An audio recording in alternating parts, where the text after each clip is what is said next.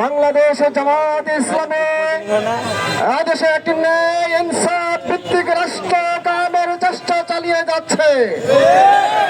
বাংলাদেশে নতুন করে আর কোন ফ্যাসিবাদের জন্ম হতে দেওয়া হবে না। সকল ধরনের চাঁদাবাজি বন্ধ করা হবে। সাম্প্রদায়িক সম্প্রীতি বজায় রাখা হবে। এদেশের সাধারণ মানুষকে নিয়ে একটি কল্যাণ রাষ্ট্র প্রতিষ্ঠার যে স্বপ্ন জামাত থেকে যাচ্ছে, আমি আহ্বান জানাই, আসুন জামাতকে ক্ষমতায় এনে বাংলাদেশ থেকে সকল ধরনের লুটপাট, দুর্নীতি, ঘুষ চিরতরে বন্ধ করে দিয়ে ন্যায় ইনসাফ ভিত্তিক একটি রাষ্ট্র আমরা প্রতিষ্ঠা করি।